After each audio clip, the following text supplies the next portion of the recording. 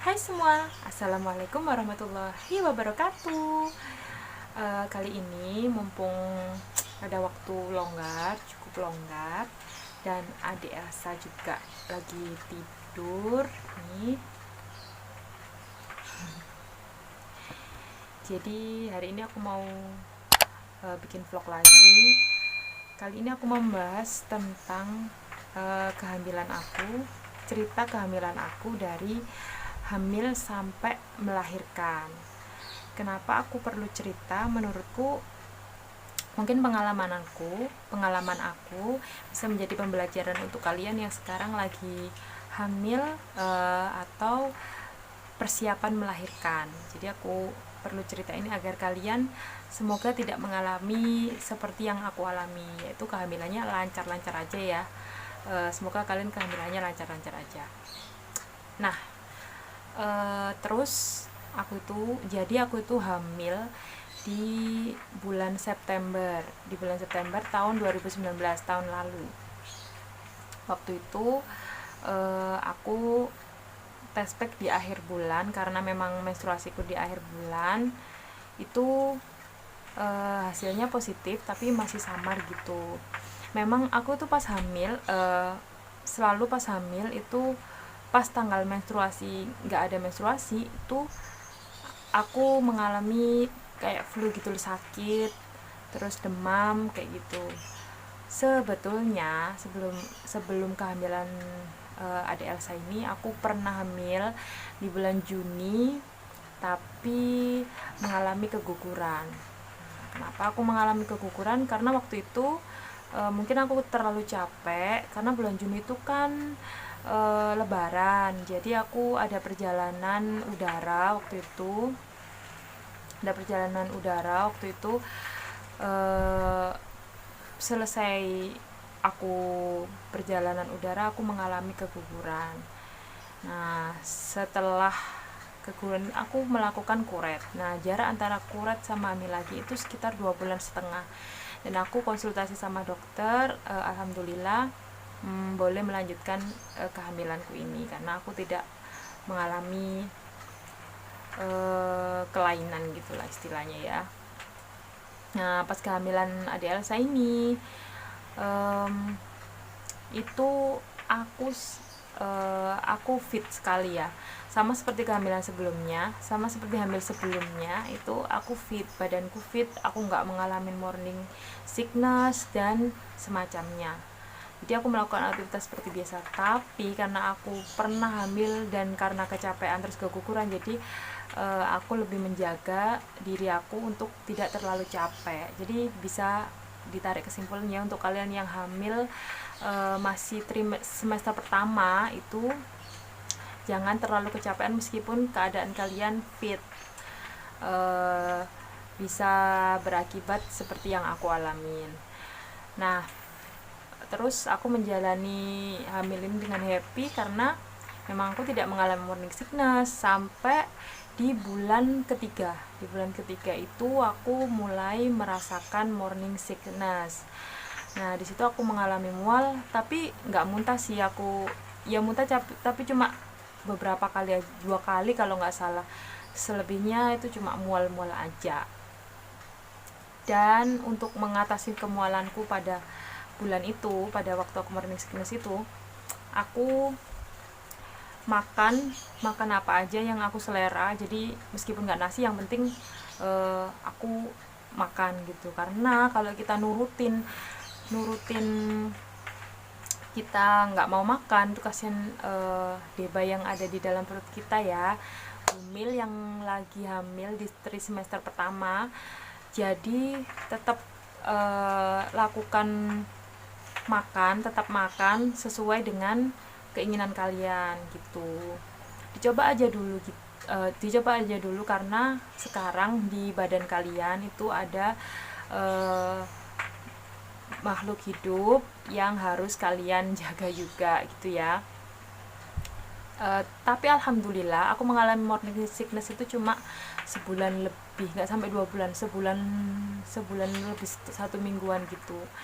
Nah, selama hamil semester ke 1 aku mengkonsumsi makanan yang dianjurkan oleh dokter maupun bidan yang aku kunjungin rutin, yaitu aku mengkonsumsi alpukat sama kacang-kacangan.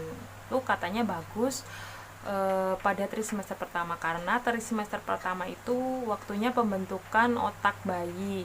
Jadi penting banget untuk kalian makan makanan yang bergizi yang mengandung lemak seperti alpukat, buah alpukat sama kacang-kacangan kayak gitu. Terus lanjut masuk ke trimester kedua. Memasuki trimester kedua, badan aku udah mulai fit lagi, udah mulai beraktivitas seperti semula lagi, udah kerja lagi.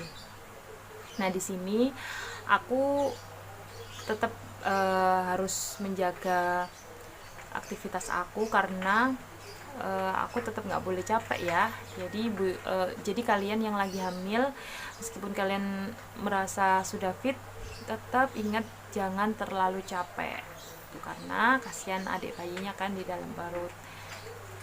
Terus waktu itu aku USG dan ternyata berat bayiku masih kurang karena memang waktu itu aku berat badannya tidak mengalami kenaikan secara signifikan.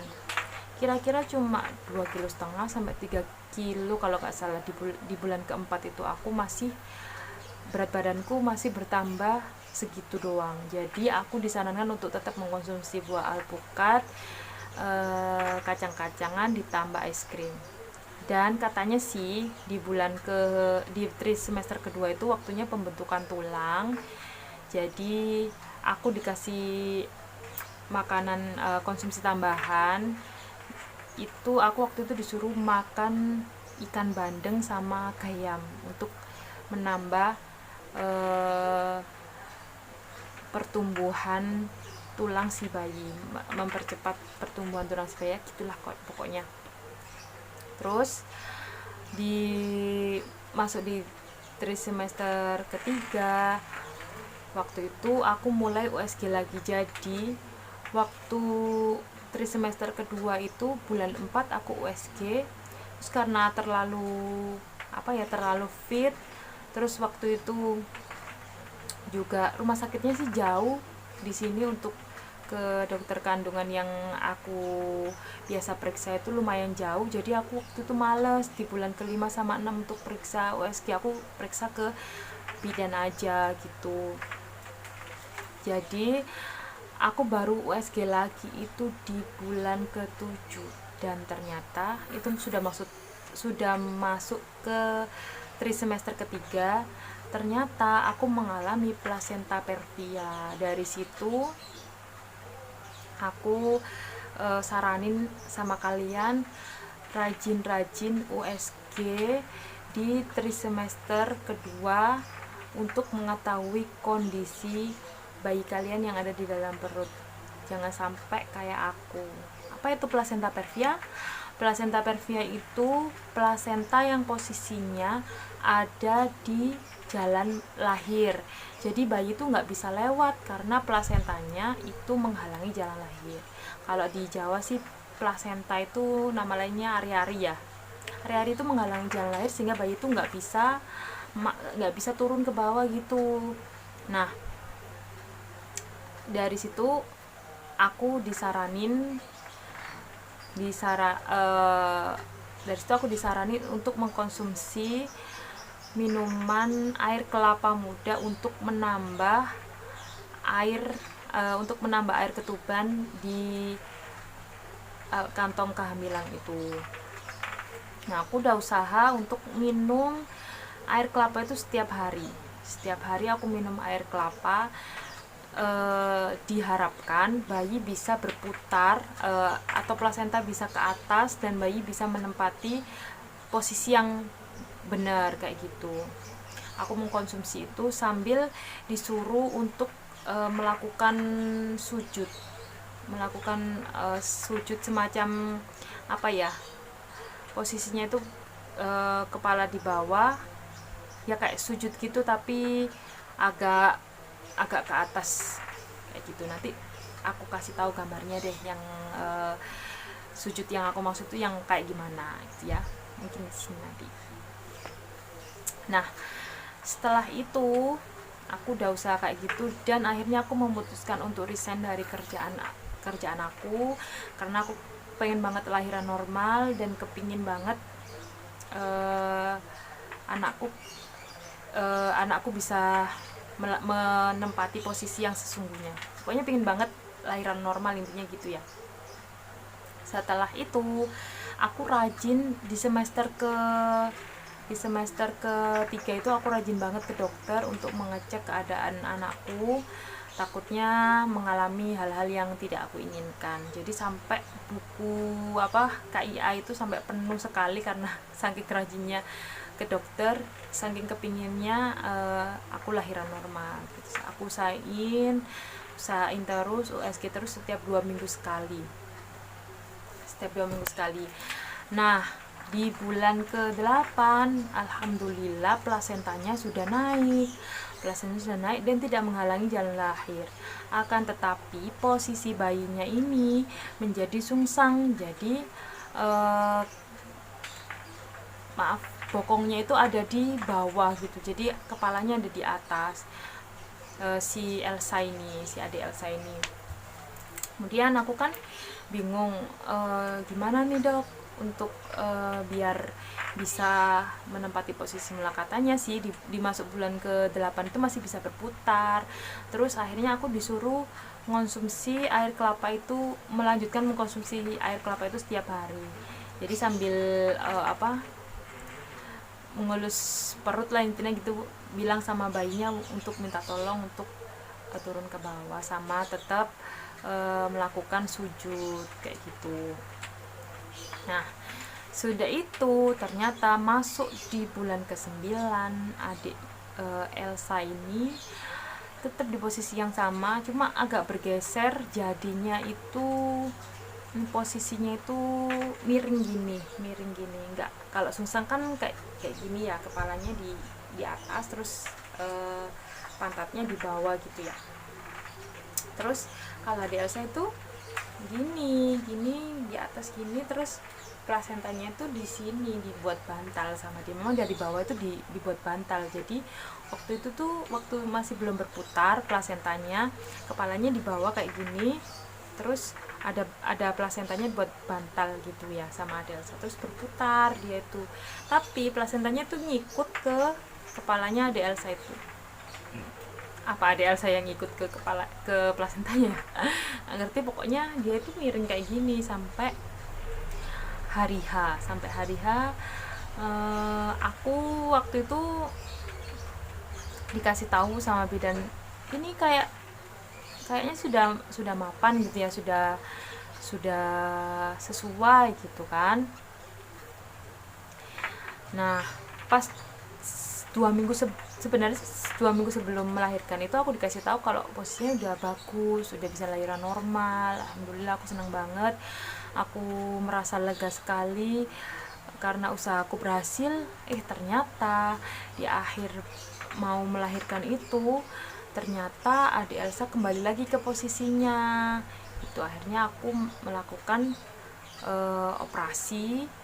Terpaksa aku harus operasi karena ketubanku sudah bocor, dan hari itu juga aku harus melakukan operasi sesar.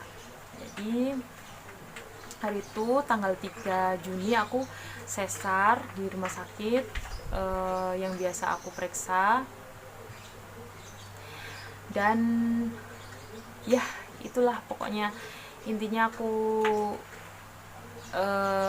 tidak sesuai dengan keinginanku, tapi alhamdulillah aku dan anakku selamat, nggak masalah lah. Yang penting aku udah usaha. Tapi aku berbagi cerita ini biar kalian semangat untuk tetap melakukan pemeriksaan rutin untuk kalian yang sedang hamil, USG di semester kedua sampai semester ketiga. Semester ke-1 nggak USG nggak apa-apa sih kalau menurutku, tapi kalau semester kedua sama semester ketiga lebih baik kalian USG, jadi tidak mengalami seperti aku. Apabila mengalami seperti aku, kalian bisa cepat untuk melakukan hal-hal yang bisa membuat kalian lahiran normal lagi, kayak gitu deh.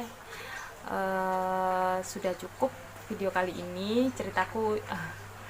Maaf nanti kalau ada suara kipas karena anakku masih tidur, nyenyak banget. Terima kasih sudah nonton video ini. Semoga bermanfaat untuk kalian dan tetap jaga kesehatan untuk ibu-ibu hamil di sana. Sampai jumpa. Assalamualaikum warahmatullahi wabarakatuh.